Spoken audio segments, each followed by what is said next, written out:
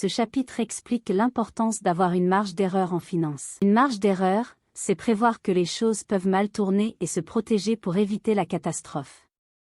Housel montre que, dans un monde imprévisible, cette marge est essentielle pour rester dans le jeu financier sur le long terme. Vous ne pouvez pas tout prévoir, une crise, une dépense, une erreur, donc vous devez laisser de l'espace pour absorber les chocs. Par exemple, si vous investissez tout votre argent dans une seule action, vous n'avez aucune marge. Si l'action chute, vous perdez tout. Mais si vous diversifiez et gardez du liquide, vous avez une marge pour survivre. La NASA a construit des marges d'erreur partout, des réservoirs d'oxygène supplémentaires, des ordinateurs de secours, des plans pour chaque problème possible. Quand Apollo 13 a eu une explosion en 1970, ces marges ont sauvé l'équipage.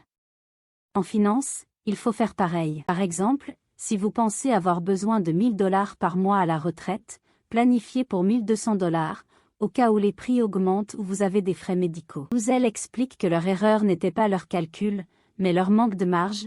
Ils n'avaient rien prévu pour une surprise. En 2020, 40% des Américains avaient des dettes de cartes de crédit, avec un solde moyen de 6 200 $. Beaucoup vivaient sans marge, ils dépensaient tout leur salaire, voire plus, sans économie. Quand la pandémie a frappé, ceux sans marge ont dû emprunter ou vendre des biens. À l'opposé, ceux avec des économies, même 2 000 $, avaient une marge pour payer leurs factures.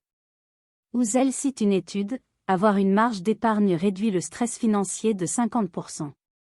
Housel propose 3 façons de créer une marge d'erreur. Premièrement, garder du liquide. Par exemple, avoir 3 mois de dépenses en banque protège contre une urgence. Deuxièmement, éviter les dettes excessives. Une dette de 5 cents $ par mois réduit votre marge, car vous devez la payer, peu importe ce qui arrive. Troisièmement, planifier pour le pire. Par exemple, si vous investissez, supposez que le marché peut chuter de 30%, comme en 2008 ou 2020, et assurez-vous que cela ne vous ruinera pas. Housel conclut que la marge d'erreur est comme une assurance. Elle coûte un peu, moins de rendement, moins de dépenses, mais elle protège contre le désastre. Dans un monde plein de surprises, ceux qui ont une marge restent dans le jeu, tandis que ceux sans marge risquent de tout perdre.